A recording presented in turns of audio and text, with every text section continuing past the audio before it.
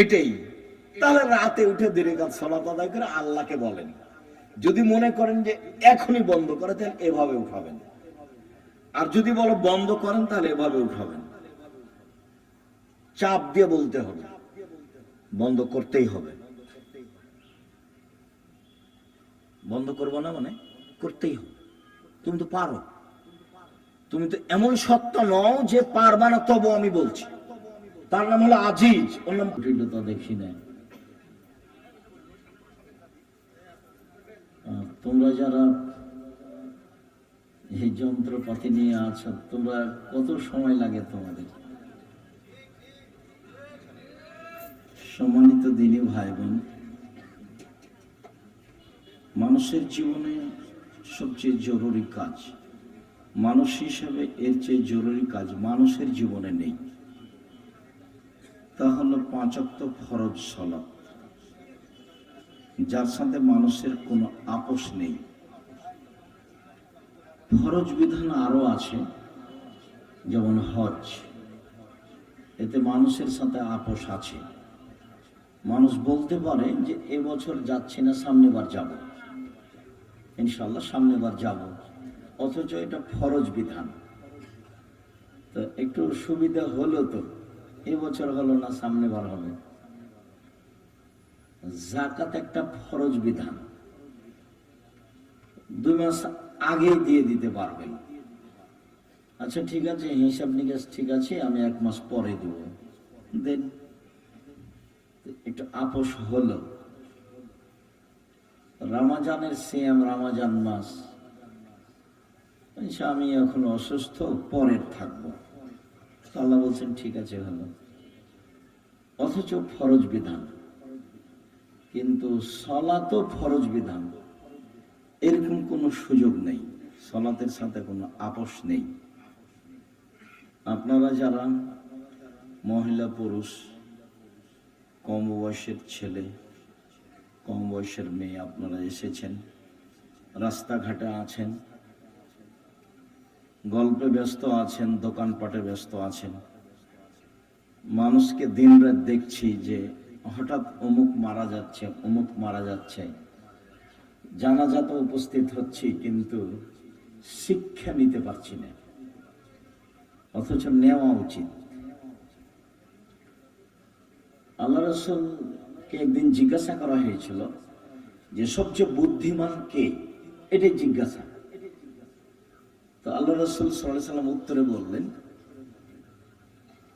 আল্লাযী ইয়াযকুরুল মাউতা, যে তার মরণকে স্মরণ করতে পারে, সেই হলো সবচেয়ে বুদ্ধিমান। তো আমরা তো জানাজায় যাই, কান্নাকাটিও দেখি, কিন্তু মরণকে তো স্মরণ করতে পারি না। আল্লাহ রাসূল আরেকটা বলেছেন যে জুর কবর, শরম হয় না কেন তোমার? তুমি সব চিল্লাচিল্লি করে কি দেখাতে চাচ্ছ? তোমার একটু শরম বোধ হয় না কেন?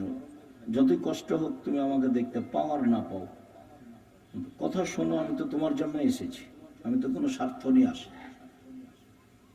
যে যেখানে আছেন, দোকানপাটে লেনদেন বন্ধ করে আপনাদের একটা শরম থাকা দরকার। আজকে জিনিস কিনতে হবে কেন? কই, আমরা তো এরকম হাটে বাজারে জিনিস কিনি না, তা তো আছি বেঁচে, হাটে বাজারেই তো যায় না। আমার জীবনে আমি কোনোদিন দোকানেই বসিনি, চায়ের স্টলেই বসিনি, তা আমরা তো বেঁচে আছি। আপনারা যে যেখানে আছেন, আপোষের কথা বলে পরিবেশ নষ্ট করার চেষ্টা করেন না। সবসময় একটু শরম বোধ করবেন। শরম, লজ্জাবোধ একটা ভিন্ন জিনিস। আল্লাহ রাসূল বলছেন যে ঈমানের 17টা ভাগ আছে, তার সবচেয়ে বড় ভাগ হলো লা ইলাহা ইল্লাল্লাহ, এটাই সবচেয়ে বড় ভাগ। আর সবচেয়ে ছোট হলো ইমাতাতুল আযানিত তারিক, রাস্তা থেকে কষ্টদায়ক জিনিস সরিয়ে দাও। রাস্তায় বসা নিষেধ, রাস্তায় দোকানপাট নিষেধ, মিছিল মিটিং রাস্তায় নিষেধ। আল্লাহ রাসূল বলছেন যেখানে রাস্তা নিয়ে গন্ডগোল হবে, সেখানে রাস্তা ডবল হবে, বাড়িঘর ভেঙে দিয়ে। আল্লাহ রসুল রাস্তার উপরে যত কঠোর, শরীয়তের আর কোন জায়গায় তত কঠোর আমার বিদ্যা বুদ্ধিতে ধরা পড়েনি। রাস্তার উপরে আল্লাহ রসুল যত শক্ত, যত কঠোর।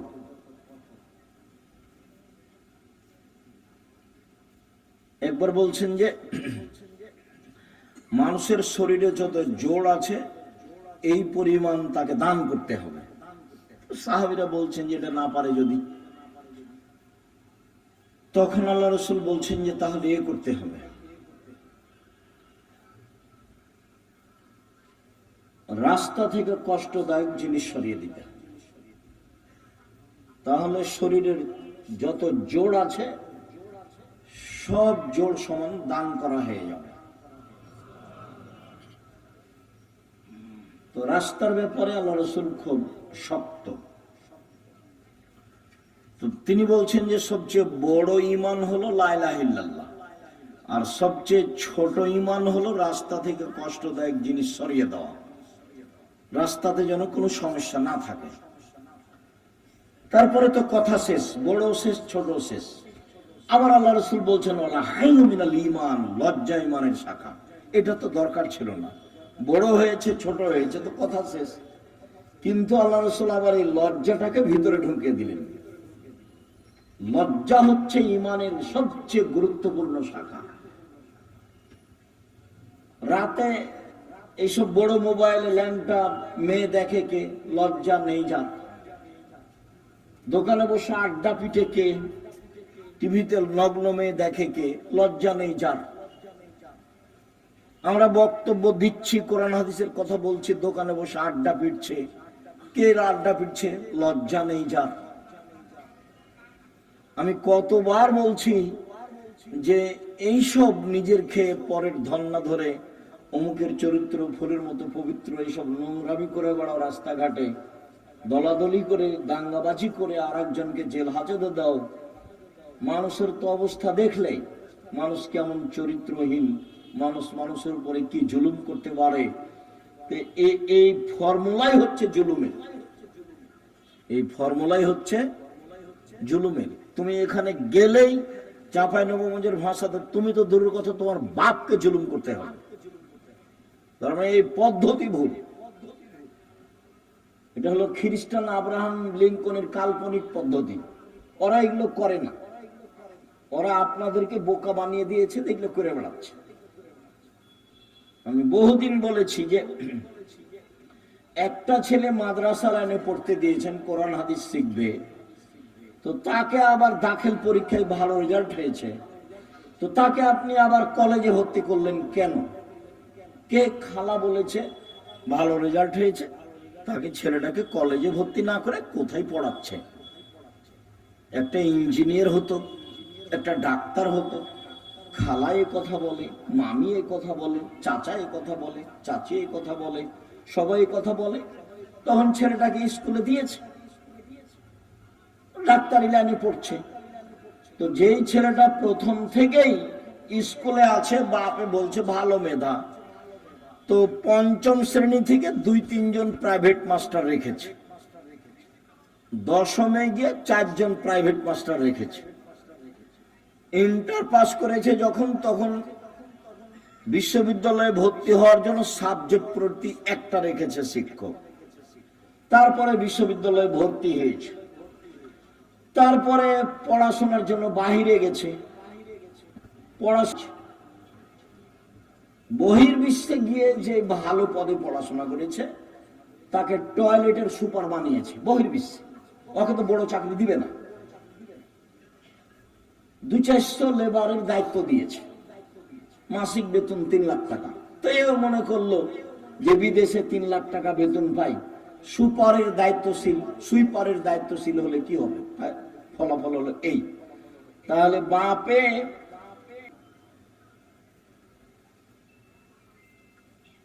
আগামীকালকে আমার সাথে কথা বলবেন, বিগত 50 বছর থাকলো চ্যালেঞ্জ, 50 বছর বিগত। আপনি বলবেন আমার ছেলে পড়াশোনা করে দেশের এই করেছে, জাতির এই করেছে, জাতির এই করেছে, সব সময় জাতির কল্যাণের জন্য প্রস্তুত আছে, এটা দেখাবেন। তো এই ছেলেটাকে কোরআন হাদিস শিখতে দিয়েছিলেন, তাকে আবার ওখানে দিলেন কেন? এ কি করবে? যাকে সব সময় প্রাইভেটে রেখেছেন সেটাই হলো না, তারই ফলাফল এই। আপনাকে আমি বহুদিন শুনিয়েছি বাগমারার মাটিতে। আপনার ছেলেকে তো আমি খুব ভালোভাবে চিনি, ওই যে সেদিন এসেছিল।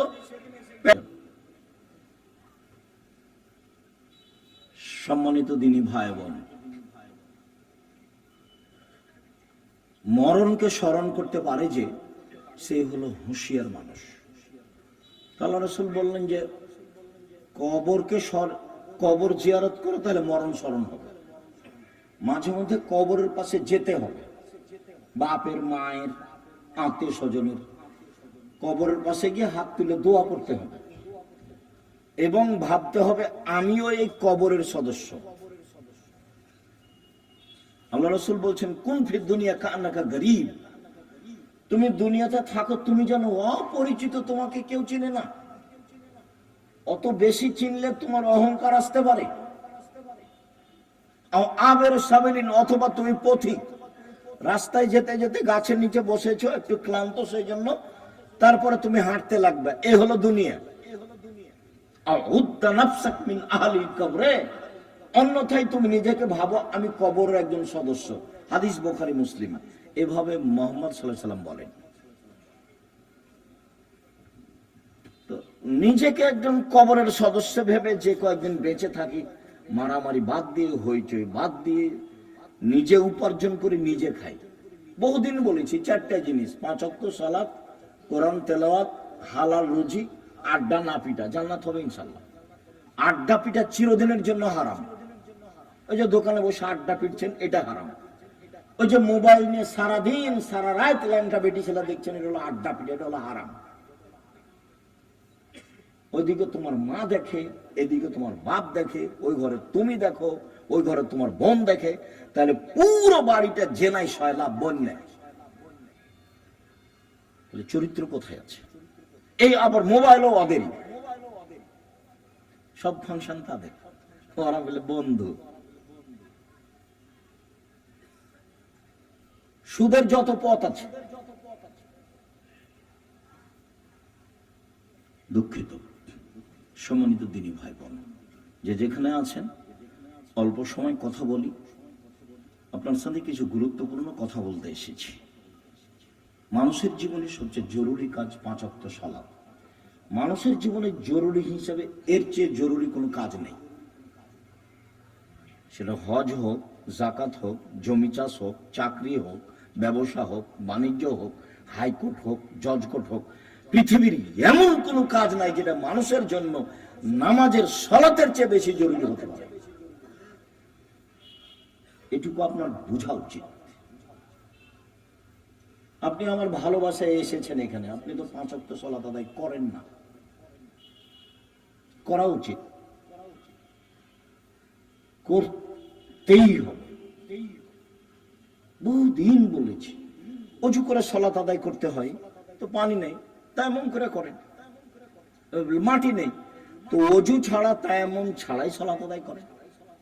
কেবলার দিকে মুখ করে সালাত আদায় করতে হয়, কেবলা বোঝা যায় না, কেবলা ছাড়াই করেন।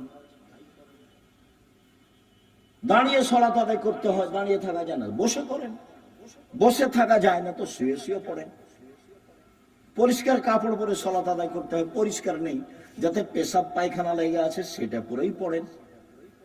পরিষ্কার অপরিষ্কার কোনো কাপড় নেই, উলঙ্গ অবস্থায় আছি, তো উলঙ্গ অবস্থাতেই পড়েন। গাড়িতে উঠে আছেন, শিকল ধরে আছেন, ঠেল মানে না, গাড়িতে দাঁড়ানো অবস্থায় আছেন, এই অবস্থায় সালাত আদায় করতে হবে। যুদ্ধের সালাত গুলো এসেছে যে একটা নিয়ম এসেছে যে একদল শত্রুর মোকাবেলা আছে আর একদল এখানে সালাত আদায় করছে। 1 রাকাত এরা, 1 রাকাত ওরা, রাসূলের 2 রাকাত, তারপর ওরা নিজে নিজে 1 রাকাত করে শেষ করলো। আর একটা এসেছে শত্রুর মুখে দাঁড়িয়ে আছে, এভাবে সালাত আদায় করছে, শত্রুর মুখের উপর আছে, এভাবেই সালাত আদায় করছে। রাসূল সাল্লাল্লাহু আলাইহি ওয়াসাল্লাম সালাতের উপরে এত সোচ্চার ছিলেন, যেই সালাত আমার আর আপনার ছেলে মেয়ের কোনো হিসাবে নেই। খাচ্ছে, পেশাব করছে, পায়খানা করছে, দিন কাটছে পশু প্রাণীর মতো, গরু ছাগলের মতো। আর দল করার ব্যাপারে ঠিকই আছে, আর মানুষের বদনাম আর গিবাত করার ব্যাপারে, বিরোধিতা করার ব্যাপারে, শত্রুতা করার ব্যাপারে ঠিকই আছে। কত সুন্দর করে ছবি দিয়ে রাস্তাঘাটে তুলে রেখেছে, কি যে দেখাইতে চাচ্ছে। মানুষের ক্ষতি করে বেশি দিন বেঁচে লাভ নাই। আমার জীবনে আমি দুটা কাজ খুব চেষ্টা করি জীবন বাজি রেখে টিকে থাকা, খুবই কঠিন। তার একটা হলো, আমি আমার জীবনে মানুষের কোনোদিন প্রতিশোধ নিব না, ইনশাআল্লাহ।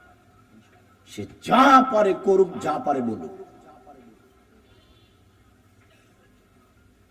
পারিবারিক ভাবে হোক, জমি জায়গার ব্যাপারে হোক, সামাজিক ভাবে হোক, দল সংগঠন ভাবে হোক, মানুষের কোনোদিন প্রতিশোধ নিব না।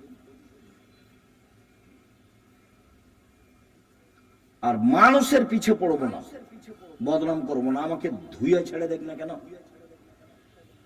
ও নিয়ে আমি মাথা ঘামাই না।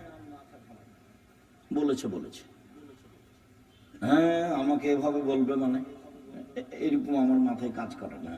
বরং আপনাকে আমি কতদিন বললাম, কেউ যখন গালি দেয় তখন আবার বন্ধ করলে আমি আবার পাল্টা রিং দিয়ে বলি যে ভাইজান, গালি কি আরো বাকি ছিল? হয়তো বা মোবাইলে টাকা শেষ হয়ে গেছে, নাকি গালি দিয়ে নেন। প্রতিশোধ নিয়ে লাভ নাই, ওর পিছনে পড়ে লাভ নাই।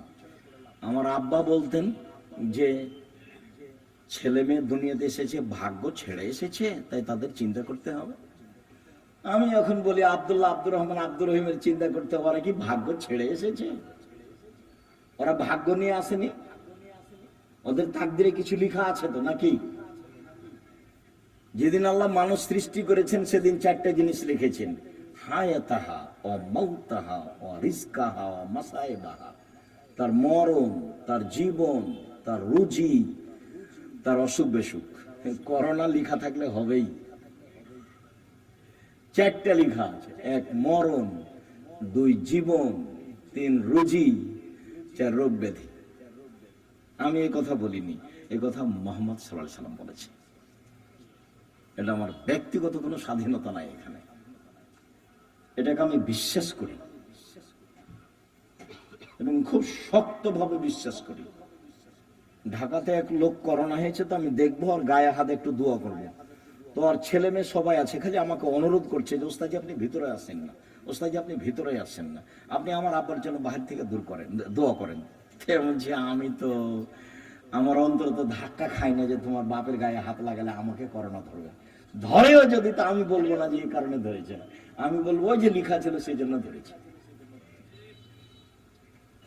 আমি এত তাড়াতাড়ি পরিবর্তন হতে চাই না, মাস্ক দিয়ে ভাগ্য বাড়াতে রাজি নই, এটা করতে রাজি নই।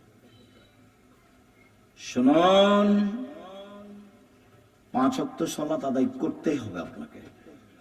আজকের জরুরি কথা আপনার সাথে, মানুষের জীবনে কিছু চাওয়া পাওয়া আছে। মানুষ বেঁচে থাকলে সমস্যা নেমে আসে, মামলা মোকদ্দমা হয়, জমি জায়গা লাগে, বাড়ি ঘর লাগে, কিছু লাগে মানুষকে। তো মানুষ আল্লাহকে বলতে শিখো। কাকে বলতে শিখবে? আল্লাহকে। ও পারে, আরো যা করে তাকে কেউ ঠেকাতে পারে না, আরো ঠেকিয়ে দিলে কেউ করতে পারে না। আমার তার কাছে যে, আমার কাছে যে কত প্রমাণ আছে, মাঝে মধ্যে বলি না, 2013 সালের 24শে আগস্ট রোজ মঙ্গলবার সকাল 11টার সময় হাঁটাবো, বীরহাটাবো, রূপগঞ্জ, নারায়ণগঞ্জ, ঢাকায় বলেছিলাম আমার হাতে টাকা নাই, এ কথা সত্য, এখানে প্রতিষ্ঠান গড়বে, এ কথা সত্য, ইনশাল্লাহ গড়বেই গড়বে। প্রতিষ্ঠানটা প্রায় এখন 100 বিঘা জমির উপরে, 100 বিঘা। 2016 সালের 17 ফেব্রুয়ারি রোজ বুধবার বিকাল 4টা 4:30টার সময় বলেছিলাম এই ডাঙ্গিপাড়ায়, সেই প্রতিষ্ঠান এখন প্রায় 50 বিঘার উপরে অবস্থান করে, 50 বিঘা। এবছরের জানুয়ারিতে ছাত্র ছিল 2200, প্রায় 5000 ছেলে মেয়ে পড়াশোনা করে, 300 জন শিক্ষক শিক্ষিকা, প্রতি মাসে বেতন লাগে 40 লক্ষ। অথচ আমি নিজেকে মনে করছি আমি হলাম কচুর পাতার পানি। কচুর পাতার পানি বুঝেন না? একটু বাতাস আসলে কেমন হয়, এই পড়লো, এই পড়লো, এই পড়লো। মানে আমি ভিত্তি দিয়ে, বংশ দিয়ে, নিজের ব্যবসা দিয়ে, ক্ষমতা দিয়ে জামিয়া সালাফিয়া চালাই না। চলে কিভাবে আমি নিজে বুঝতে পারি না, তো আমার আবার ক্ষমতা কি? সম্মানিত দিনী ভাই বোন, 6-7 নভেম্বরে আছে, একদিনের ভালোবাসা গড়াইন না, নইলে আমি তো তখন আর আসতে চাইবো না। মাঝে মধ্যে যাবেন, ভালোবাসা গড়াবেন, পত্রিকা নিবেন। আপনার টাকা দিয়ে এতগুলো পত্রিকা ছাপে, কত জানো? প্রায় 16,000 পত্রিকা ছাপে, আল ইতেসাম পত্রিকা। তা আপনি মনে করেন না যে আমার টাকা দিয়ে ছাপাই, আপনার টাকা দিয়েই ছাপাই। আব্দুল রাজ্জাক সাহেব কই, আমার বাঘ মারা বাড়ি, আমি তো কোনোদিন টাকা দিইনি। আপনি দেননি, কেউ দেয় না, এটা হয় কিভাবে? প্রায় 500-র অধিক এতিম এবং অসহায় মানুষ আছে, তাদের রুজি হয় কিভাবে? কেউ দেয় না, কিভাবে হয়? ওখানে কি মারিয়ামের মতো আল্লাহ দিয়ে যায়, জিবরাইল দিয়ে? মারিয়ামের খালু জাকারিয়া বলছে, মারিয়াম এ কি ফল, অসময়ের ফল যে শীতের দিনে রাজশাহীর ফজলি আম। ফজলি আম ছিল না, এমনি বলছি, শীতের দিনে অসময়ের ফল। তখন মারিয়াম বলছেন, হাযা মিন ইনদিল্লাহ, এগুলো কোথা থেকে এসেছে? আল্লাহর পক্ষ থেকে এসেছে। এমন তো আর এখন নয়, মানুষ শীতে এত বড় প্রতিষ্ঠান, মানুষের সহযোগিতাই চলে। অবশ্যই যাবেন 6 তারিখ 7 তারিখে, দেশ বিদেশের আলেম ওলামা থাকবেন। আর ইবতেসাম এলাহি জহির, এহসান এলাহি জহির পাকিস্তানের ছেলে, ইবতেসাম এলাহি জহির থাকবেন। আরো কে কে থাকবেন আমি এটা জানি। সম্মানিত দিনী ভাই বোন, রাতের সালাত, রাসূল সাল্লাল্লাহু আলাইহি সাল্লাম বলেন, ইন্নাশ শায়তান ইয়াকিদু আলা রাসিয়াতি আলা কাফিয়াতি রাস আহাদিকুম। যখন তোমাদের কোন ব্যক্তি রাতে ঘুমায়, তখন শয়তান তার মাথায় চুলে গিরা লাগায়, 3টে গিরা লাগায়, চুল থাক আর না থাক, চুলে গিরা লাগায়। এজরুবু আলা উকদাতিন, ওই গিরার উপরে এভাবে হাত দিয়ে থাবা মারে আর বলে, উরকুদ, ঘুমাও, লাইলান তাবিল, রাত লম্বা, রাত লম্বা, ঘুমাও, রাত লম্বা। এভাবে শয়তান এরকম করে। ফাইনিস্তাইকাজা আহাদুকুম, তোমাদের ব্যক্তি যদি এখন কেউ ঘুম থেকে উঠে যায়, জেগে যায়, যাকারাল্লাহ, তারপর বলে আলহামদুলিল্লাহিল্লাযী আহয়ানা বাদা মা মাতানা ওয়া ইলাইহিন নিশুর, ওই আল্লাহর প্রশংসা যে আল্লাহ আমাকে মরণ দেওয়ার পরে জীবন দিল। একটু আগে মরণ দিয়েছিল, এখন আবার কি করলো? জীবন দিল। ওরে আমি প্রশংসা করছি। এইটুকু বললেই একটা গিরা খুলে যাবে। শয়তান যত বড়ই পাওয়ারফুল ক্ষমতার অধিকারী হোক না কেন, আমি দোয়া পড়েছি, ঘুম থেকে উঠে গিরা খুলে যাবে।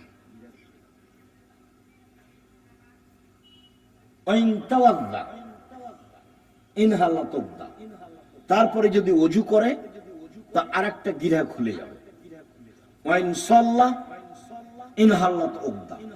যদি সালাত আদায় করে, তাহলে আরেকটা খুলে যাবে। এখন এই লোকটা সকাল করবে খুব উৎফুল্ল মনে, হাসি খুশি মুখে, উৎফুল্ল মনে, হাসি খুশি মনে, দেখতে ভালো লাগবে, কাজ করতে ভালো লাগবে, প্রশান্তির সাথে সকাল করবে। এমনটা যদি না হয়, আসবাহা খাবিসান নফসে কাসলানা, তাহলে ও সকাল করবে কেমন কেমন মুখে, বিবর্ণ মুখে, কেমন কেমন মুখে, ঘৃণিত মুখে, অলস চেহারায়। 7টার দিকে উঠবে, মুখটা দেখে কেমন কেমন লাগবে। কেন? শয়তান আর মুখে পেশাব করে দিয়েছে, কানে পেশাব করে দিয়েছে। শয়তানের ক্ষমতা খুব বেশি, ক্ষমতা এত বেশি ক্ষমতা। আল্লাহ যখন বললেন এই সরে যা, আমি যে তোকে বললাম যে আদমকে সিজদা কর, তো সিজদা করলি না কেন? আদম মাটির তৈরি, আমি তো আগুনের তৈরি। ও নিম্নমুখী, আমি ঊর্ধ্বমুখী, আমি কেমনে তাকে সিজদা করি? সর এখান থেকে, সর, তোর অহংকার বেশি, সর এখান থেকে, সর। তখন বলছে, আচ্ছা ঠিক আছে সরে যাও, আমার একটা কথা। হ্যাঁ, কি কথা? আমাকে কিয়ামত পর্যন্ত বেঁচে থাকার সুযোগ দিতে হবে। কার দাবি এটা? শয়তানের। তা আল্লাহ বললেন ঠিক আছে দিলাম, এলা ওয়াক্তি মালুম, একটা সময় পর্যন্ত দিলাম। যেমন পেয়েছে সময় তেমনি বলছে ওয়া ইজ্জাতিকা, তোমার সম্মানের কসম, আল্লাহকে বলছে।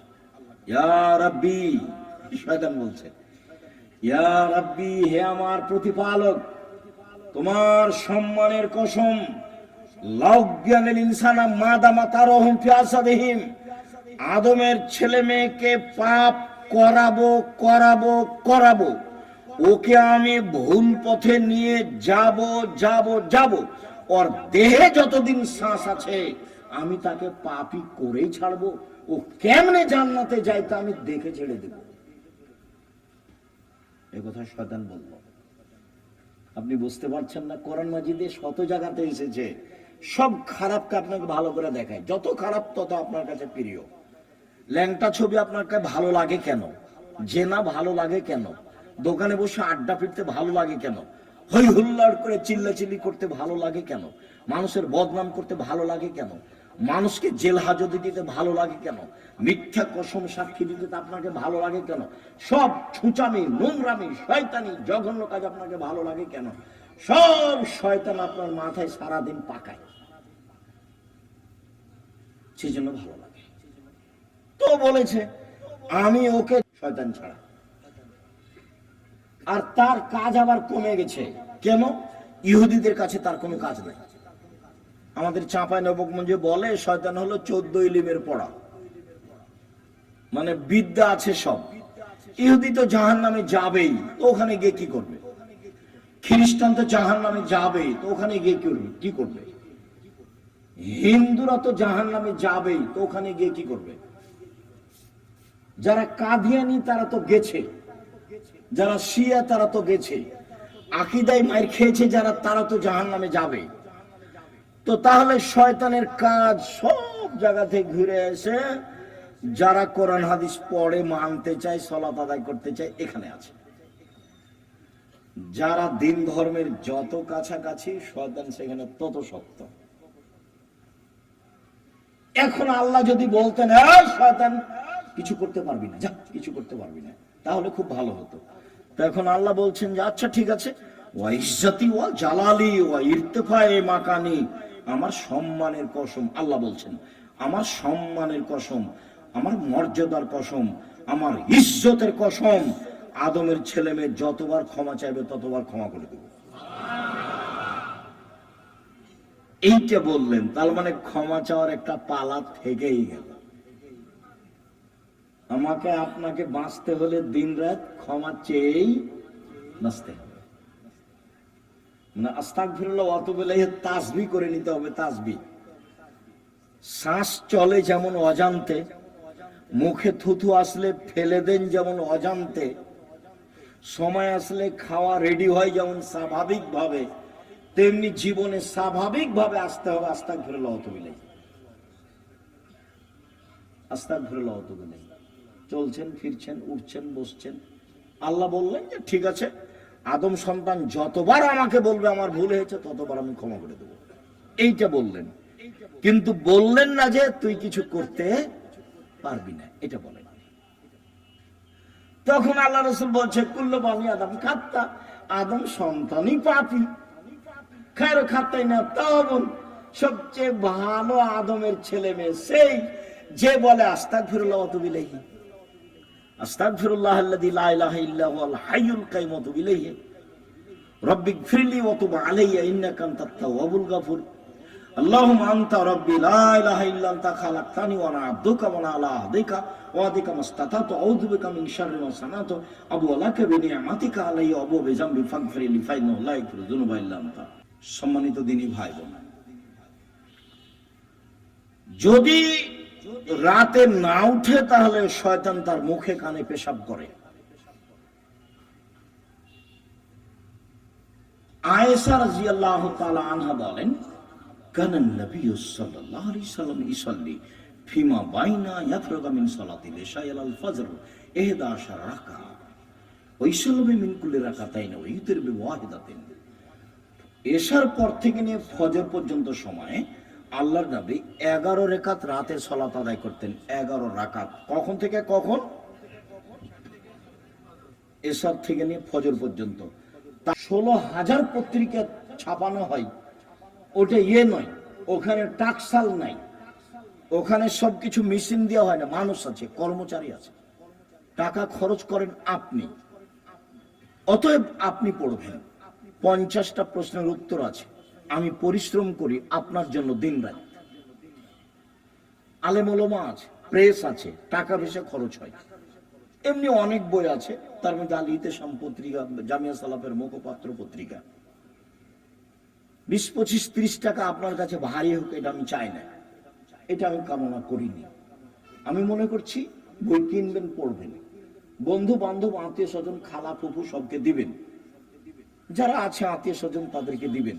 যে আব্দুল রাজ্জাক সাহেব সালাতের পর বইটা লিখেছেন, দেখেন তো, 1 রাকাত বেতের, 3 রাকাতের হাদিস বুখারী মুসলিম, 5 রাকাতের হাদিস বুখারী মুসলিম, সব একটানা। 3 রাকাত একটানা, 5 রাকাত একটানা। বিকল্প কি সেটা আপনাকে আমি বলতে চাইনি। আমি আপনাকে বলতে চাইছি বুখারী মুসলিমের হাদিস এইভাবে। বুঝাতে পারিনি মনে হয়। সম্মানিত দ্বীনী ভাই বোন, উমামা বাহিলী রাদিয়াল্লাহু তাআলা আনহু বলেন, রাসূল সাল্লাল্লাহু আলাইহি সাল্লাম বলেছেন, আলাইকুম বিকিয়ামিল লাইল, পৃথিবীর মানুষ, তোমাদের রাতে সালাত আদায় করা জরুরি। আল্লাহ নবী বলছেন, আমি বলিনি এই কথা। পৃথিবীর মানুষ, মহিলা পুরুষ, তোমাদের রাতে সালাত আদায় করা জরুরি। কেন? হুয়া কুরবাতুন লাকুম ইলা রাব্বিকুম, রাতে সালাত আদায় করলে তোমরা তোমাদের প্রতিপালকের নিকটে হতে পারো। রাতে সালাত আদায় করলে তোমরা তোমাদের প্রতিপালকের নিকটে হতে পারো। 2, মুকাফফিরাতুন লিসায়াত, রাতে সালাত আদায় করলে পাপ মিটে যায়। 3, মানহাতুন আনিল ইসম, রাতে সালাত আদায় করলে আপনার থেকে পাপ দূরে সরে যায়। যারা খুব চেষ্টা করছে, পাপ ঠেকাতে পারছে না। আব্দুর রাজ্জাক বিন ইউসুফের বক্তব্য শুনে কতবার যে কান ধরে কসম করলো, আর কোনোদিন কোনো মেয়ের সাথে কথা বলবো না, কিন্তু টিকতে পারে না। 2 মাস 4 মাস পরে কথা বলে, বিড়ি সিগারেট খাবো না, তো 2 দিন 4 দিন পরে আবার শুরু করে। দোকানে বসে আড্ডা পিটবো না, সপ্তাহ পার হয়নি, পরের দিন দেখছে দোকানের সামনে বসে আছে। তাহলে বুদ্ধি কি? বহু লোক বলে আমাকে, আব্দুর রাজ্জাক সাহেব, টিকতে পারি না, কোনো পথ আছে? ভাইজান, আমি তো আর কোনো জাদু মন্ত্র দিতে পারছি না, পথ এটাই। তাহলে রাতে উঠে 2 রাকাত সালাত আদায় করে আল্লাহকে বলেন। যদি মনে করেন যে এখনই বন্ধ করে, তাহলে এভাবে উঠাবেন, আর যদি বলো বন্ধ করেন, তাহলে এভাবে উঠাবেন। চাপ দিয়ে বলতে হবে, বন্ধ করতেই হবে। বন্ধ করবো না মানে করতেই হবে। তুমি তো পারো, তুমি তো এমন সত্তা নও যে পারবা না, তবু আমি বলছি। তার নাম হলো আজিজ, ওর নাম পরাক্রমশালী। ওর নাম কি? আজিজ, পরাক্রমশালী, তাকে কেউ ঠেকাতে পারে না। কাদির, সবকিছু করতে পারে। তো সবই যে পারো, আমি বলছি আমি একটা মানুষ, আমি পাপ করতে চাই না, তুমি বন্ধ করবা না কেন? তুমি সত্যিটা বন্ধ করে দাও। আপনি খুব চাপ দিয়ে বলবেন, হাত তুলে বলবেন, খুব বিনয়ের সাথে কান্নাকাটি করে চাপ দিবেন, বন্ধ হবে ইনশাআল্লাহ, হবেই। রাতে সালাত আদায় করলে 3টে। আমর ইবনে আব্বাস রাদিয়াল্লাহু তাআলা আনহু বলেন, রাসূল সাল্লাল্লাহু আলাইহি সাল্লাম বলেছেন, আকরাবু মা ইয়াকুনুর রাব্বু ইলাল আবদে ফিল লাইলিল আখির, রাত যখন 3 ভাগের 2 ভাগ পার হয়ে যায়, তখন আল্লাহ সবচেয়ে মানুষের নিকটে হয়ে যায়। রাতের 3 ভাগের 2 ভাগ পার হয়ে গেলে আল্লাহ মানুষের নিকটে হয়ে যায়। এই শোনো আমর ইবনে আবাসা, তুমি যদি হতে চাও, এই সময়ে যারা আল্লাহকে ডাকে তাদের অন্তর্ভুক্ত হও। হও না, হও, তুমি চেষ্টা করো, তুমিও হয়ে যাও, পারলে হও। এই কথা রাসূল সাল্লাল্লাহু আলাইহি ওয়াসাল্লাম বলেন। আবু হুরায়রা রাদিয়াল্লাহু তাআলা আনহু বলেন, রাসূল সাল্লাল্লাহু আলাইহি সাল্লাম বলেছেন, আনজালু রাব্বুনা তাআলা ইলা সামাই দুনিয়া হিনা ইয়াবকা সুলুসুল আখিরা। রাতের 3 ভাগের যখন 2 ভাগ পার হয়ে যায়, তখন আল্লাহ সপ্তম আকাশ থেকে প্রথম আকাশে নেমে আসেন। এই কথাটার খুব মূল্যায়ন করতে হবে। এই চালাই, আপসে কথা বলছো কেন? শরম বোধ হয় না? হাঁটাহাঁটি করো কেন? একটু লজ্জা বোধ হয় না কেন? শরম বোধ হয় না কেন? আমি তো কথা শেষ করবই ইনশাআল্লাহ। তো আপনার এত ব্যস্ততা বাড়লো কেন? আপনি একটু ধৈর্যের পরিচয় দিবেন। রাতের 3 ভাগের 2 ভাগ পার হলে আল্লাহ সপ্তম আকাশ থেকে প্রথম আকাশে নেমে আসেন। নেমে এসে বলেন, মায়ে শুনিনি ফাউতিয়াহু, কে কি চাই, যে যা চায় আমি তাকে তাই দিলাম। মায়াদুনি ফাস্তাজিবালাহু, কে আমাকে ডাকে বিপদে পড়ে আমি তার ডাকে সাড়া দিলাম। কি বলতে চাও? এলে বিপদে পড়েছি, ঠিক আছে, ঠিক করে দিলাম। কে ডাকে? 3 মাইয়াস্তাগফিরনি ফাগফিরাল্লাহু, কে আমার কাছে ক্ষমা ভিক্ষা চাই, যে চাই তাকে আমি ক্ষমা করে দেব, যে চাই তাকে আমি ক্ষমা করে দেব। অন্য জায়গাতে বলছেন আল্লাহ তাআলা হাদিসে কুদসি, ইবনে আদম মা দাওয়াতানি রাজাওতানি, আদমের ছেলে মেয়ে শোনো, তুমি যেভাবে ডাকো আমি সেভাবে থাকি, তুমি যেভাবে আশা পোষণ করো সেভাবে আমি পূর্ণ করে থাকি। আদমের ছেলে মেয়ে শোনো, তুমি যেভাবে ডাকো আমি সেভাবে থাকি, তুমি যেভাবে আশা পোষণ করো সেভাবে আমি পূর্ণ করে থাকি। ওলা উবালি, আমি পরোয়া করি না তুমি কত বড় পাপী, তোমার ক্ষমা চাইলে আমি ক্ষমা করে দিই, আমি পরোয়া করি না তুমি কত বড় পাপী, তুমি যেভাবে ডাকো আমি সেভাবে থাকি, তুমি যেভাবে আশা পোষণ করো সেভাবে আমি পূর্ণ করে থাকি। লা বালাগাত জনবকানানা সেমায়, আদমের ছেলে মেয়ে শোনো, তোমার পাপ যদি বেশি হতে হতে হতে আকাশে লেগে যায়, পাপ আর পাপ, আকাশ জমিন পরিপূর্ণ পাপ, জীবনটা শুধু পাপে ভরা। 15-16 বছর থেকে পাপ শুরু হয়েছে, এখন 40 বছর বয়স, শুধু পাপ, জেনা দিয়ে ভরা জীবন, অশ্লীলতা দিয়ে ভরা জীবন, মানুষের বিরুদ্ধে চলা দিয়ে, বদনাম গীবত দিয়ে ভরা জীবন। তোমার পাপ বেশি হতে হতে যদি আকাশ পরিপূর্ণ হয়ে যায়, আমাকে বলো, আমি তোমার পাপ ক্ষমা করে দেব। যেভাবে তুমি ডাকো আমি সেভাবে থাকি, তুমি যেভাবে আশা পোষণ করো সেভাবে আমি পূর্ণ করে থাকি, তুমি যেভাবে ডাকো আমি সেভাবে থাকি, তুমি যেভাবে আশা পোষণ করো সেভাবে আমি পূর্ণ করে থাকি। বিচারের মাঠে সব মানুষের সামনে আল্লাহ আসবেন, সব মানুষের সামনে, পুরুষ নারী সব মানুষের সামনে এসে আল্লাহ বলবেন, আদমের ছেলে মেয়ে শোনো, আজ তুমি যে পরিমাণ পাপ নিয়ে এসেছো আমি সেই পরিমাণ ক্ষমা নিয়ে এসেছি। তোমার যে পরিমাণ পাপ আমার সেই পরিমাণ ক্ষমা, তোমার যে পরিমাণ পাপ আমার সেই পরিমাণ ক্ষমা, তোমার যে পরিমাণ পাপ আমার সেই পরিমাণ ক্ষমা, যদি শিরক না হয়ে থাকে। তো বাংলাদেশের ছেলে মেয়ে তো আল্লাহর রাস্তায় শিরক করছে, স্কুলে গিয়ে তো সুন্দর করে বলছে ওমা তোমার আকাশ, ওমা তোমার বাতাস। আমি বলি না, আমার ছেলে মেয়েকে বলতে দিনি। এখনো এমন কোন পরিস্থিতি আমার উপরে আসেনি যে আমি বলতে বাধ্য। মায়ের দুধ ছেড়ে গিয়ে বলবে ও কালিমা তোমার আকাশ, এত বড় নোংরা কথা আমার ছেলে মেয়ে বলবে, এখনো এই পরিবেশ আমার কাছে আসেনি। যার কাছে বিদ্যা নাই, যার কাছে বুদ্ধি নাই, তার ছেলে বিয়ে করুক। আপনি কেমন বুদ্ধিমান মানুষ তা আমার কাছে ধরা পড়েনি, আপনার কাছে কি বিদ্যা আছে এটা আমার কাছে ধরা পড়েনি। সবচেয়ে বদের গোড়া হলো আপনার ওই ঠাকুর। ঠাকুর হলো ঢাকা বিশ্ববিদ্যালয়ের শত্রু, ঠাকুর মুসলমানের শত্রু। যেদিন ভারত, বাংলাদেশ, পাকিস্তানের মুসলমান ইংরেজদের হাতে নির্যাতিত, সেদিন ঠাকুর ক্ষমতা দেখাই মান সম্মানে বসবাস করে লন্ডনে। সেই ঠাকুরের গান আমার ছেলে মেয়ে পড়ে, পাগল হয়ে গেছি।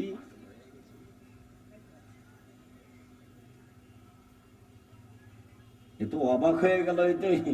নিজের ঘরের ওই কি বলছে গো, ব্রয়লার মুরগি চালিয়ে দিয়ে ইন্ডিয়া থেকে মুরগি নিয়ে আসতে হবে, মানে মাথায় গোবর আছে।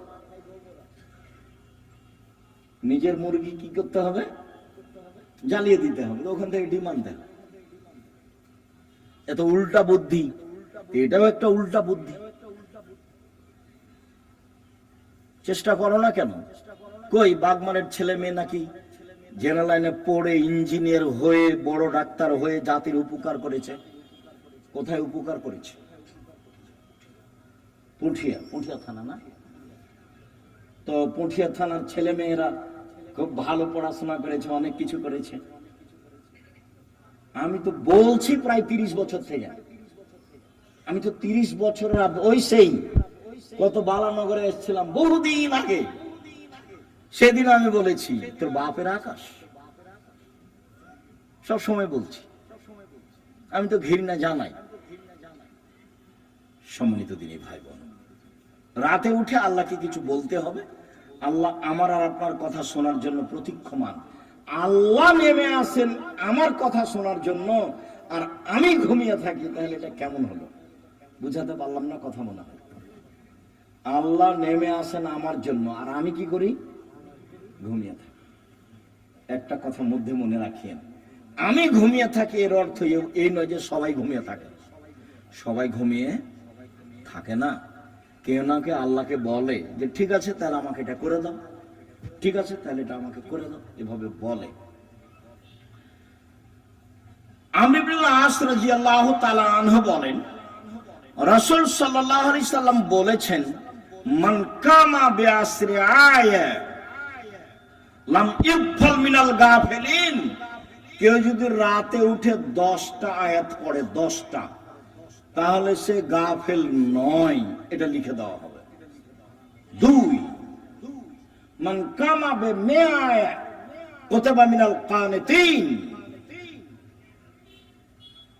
কেউ যদি 100 আয়াত পড়ে রাতে উঠে সালাতে, 100 আয়াত, তাহলে পরহেজগার মানুষের অন্তর্ভুক্ত লিখে দেওয়া হবে।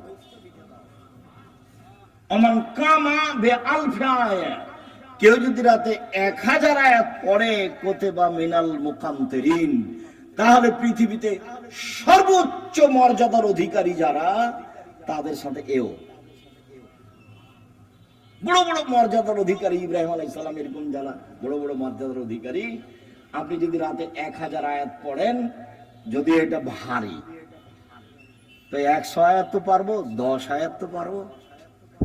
আবু হুরায়রা রাদিয়াল্লাহু তাআলা বলেন, আল্লাহ রাসূল বলেছেন, মান কামা ইস্তাইকাজা, যে ব্যক্তি রাতে উঠলো, স্ত্রীকে উঠালো, 2 রাকাত সালাত আদায় করলো, কুতিবা মিনাল যাকিরিনা যাকিরাত, যারা আল্লাহকে ডাকে ওদের একটা তালিকা আছে, এদের স্বামী স্ত্রীকে সে তালিকা লিখে দাও। উঠি না কেন, পারি না কেন?